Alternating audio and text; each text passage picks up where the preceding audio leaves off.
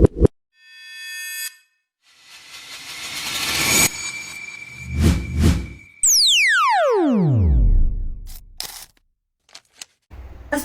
warahmatullahi wabarakatuh. Kembali lagi dengan saya Rizky Amalia Nurfadila. Kali ini saya akan bahas materi tentang curl atau rotasi medan vektor pada mata kuliah analisis vektor. Dosen pengampu Bapak Hafif Komarullah SSI MSI. Perlu kalian ketahui, operasi curl itu sendiri bisa diterapkan pada benda yang memiliki gerak rotasi seperti kincir angin, kincir air, dan benda-benda lainnya yang berotasi. Curl ini hanya bisa dioperasikan pada medan vektor dan hasilnya pun akan berupa medan vektor. Nah, selanjutnya kita akan membahas tentang definisi dari curl itu sendiri. Nah, definisi ini menjelaskan jika vektor V, X, Y, Z sama dengan V1 arah vektor I ditambah V2 arah vektor J ditambah V3 arah vektor K terdefinisi dan diferensiabel pada setiap titik X, Y, Z, maka curl dari V atau rot V kali 16 cross V didefinisikan oleh 16 cross V sama dengan do per do xi ditambah do per do yj ditambah do per do zk dikali V1 arah vektor I ditambah V2 arah vektor J ditambah V3 arah vektor K. Nah, kemudian operasi 16 cross V tadi menghasilkan matriks 3 kali 3 yang dimana pada baris pertama ini menunjukkan arah vektor yaitu I, J, K. Kemudian yang kedua, baris kedua ini merupakan komponen-komponen dari 16 itu sendiri, dan yang baris ketiga ini merupakan variabel-variabel pada vektor. Nah, cara mengerjakan matriks ini ada dua cara. Yang pertama yaitu metode Sarus atau juga bisa dengan metode matriks ekspansi kofaktor. Nah, namun di sini saya akan menggunakan metode matriks ekspansi kofaktor, di mana ketika kita akan mencari nilai arah vektor I, maka kita harus menutup kolom pertama dan juga menutup baris pertama. Nah, jadi di sini kita akan menutup baris kolom pertama dan juga baris pertama. Kemudian didapat hasil do per do y, do per do z, V2, V3 arah vektor I. Nah, karena metode ekspansi kofaktor ini adalah plus min plus, maka di sini kita taruh tanda min atau negatif. Nah, selanjutnya kita akan mencari nilai arah vektor J. Jadi kita harus menutup kolom kedua dan juga baris pertama. Kolom kedua dan baris pertama, kolom kedua dan baris pertama yang kita tutup, maka akan menghasilkan do per do x, do per do z, V1, V3 dengan arah vektor J. Nah, kemudian yang terakhir, kita akan mencari komponen vektor K. Nah, caranya sama, kita akan menutup kolom 3 dan juga baris pertama. Nah, kolom 3 dan baris pertama ditutup, maka akan menghasilkan do per do x, do per do y, V1, V2 arah vektor K. Nah, ini merupakan metode matriks ekspansi kofaktor yang sudah pernah kita bahas sebelumnya. Nah, kemudian setelah ini dihasilkan 16 cross V sama dengan do per do y dikali V3 do dikali V3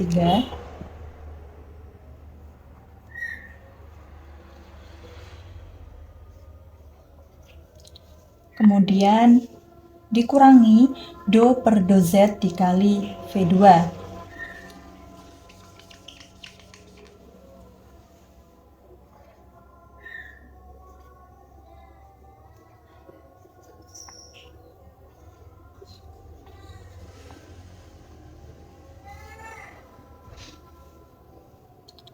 Arah vektor I. Nah, kemudian yang komponennya juga sama, do per do X kali V3, kemudian dikurangi do per do Z kali V1.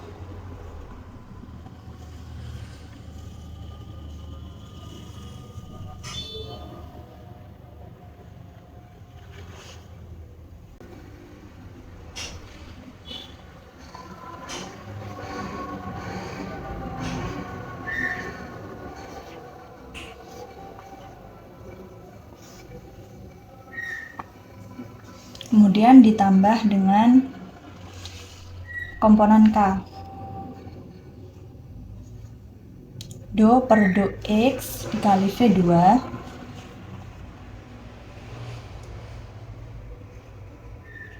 dikurangi do per do Y kali V1.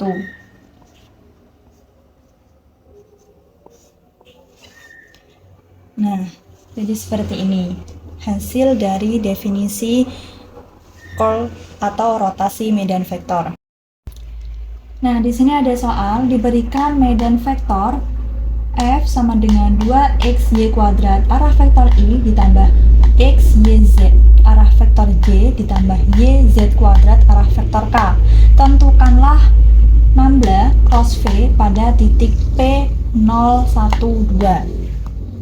Nah, cara menyelesaikannya langsung saja nambla cross V sama dengan, kita di sini bentuk matriks ya seperti sebelumnya, I, J, K. Baris pertama adalah arah vektor. Nah, kemudian pada baris kedua ini adalah nambla, komponen dari nambla itu sendiri, yaitu ada do per do X, do per do Y, do per do Z. Nah, kemudian untuk baris yang ketiga ini adalah variabel-variabel dari vektornya itu sendiri, di mana di sini ada 2xy kuadrat, xyz, dan juga yz kuadrat. Langsung saja kita tulis 2xy, kemudian di sini ada xyz, kemudian di sini ada yz kuadrat. Nah, seperti ini. Kemudian kita akan mencari nilai komponen dari arah vektor I, nilai komponen dari arah vektor J, dan juga nilai komponen dari arah vektor K sesuai dengan metode matriks ekspansi kofaktor. Nah, langsung saja untuk mencari nilai komponen arah vektor I, kita akan menutup kolom pertama dan juga baris pertama. Maka akan menghasilkan do per do Y, do per do Z, X, Y, Z, Y, Z kuadrat, arah vektor I. Kemudian dikurangi, untuk mencari nilai komponen arah vektor J, kita akan menutup kolom kedua dan juga baris pertama. Maka akan menghasilkan do per do X, do per do Z, 2xy kuadrat, yz kuadrat, arah vektor J. Nah, kemudian yang ketiga, langkah terakhir kita akan menentukan nilai komponen arah vektor K dengan menutup kolom ketiga dan juga baris pertama. Maka akan menghasilkan do per do X, kemudian do per do Y, 2xy kuadrat, dan juga xyz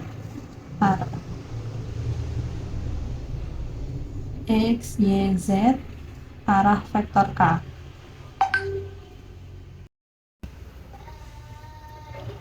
Nah, setelah seperti ini kita akan mencari nilai determinan dengan cara Mengalihkan antara do per do y dengan y z kuadrat, kemudian dikurangi do per do z dikali x y z.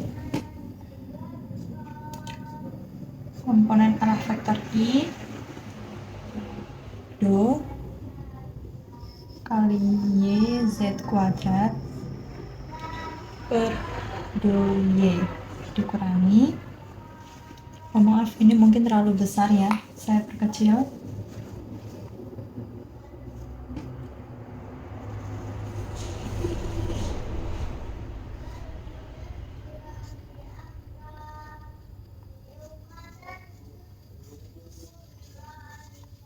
Dikurangi do per do z kali x y z.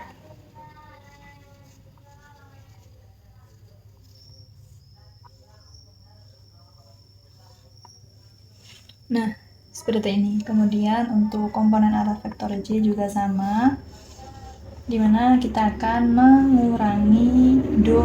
mengalihkan do per do x dengan y z kuadrat.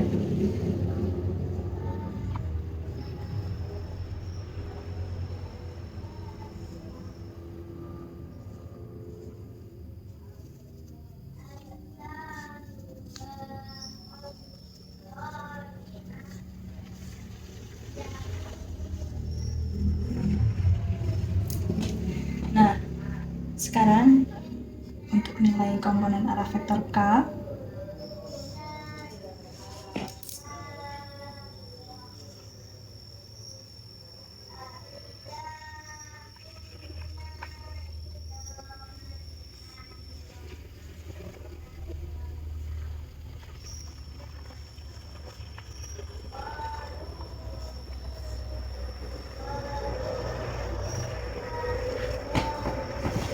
nah ini tinggal kita turunkan.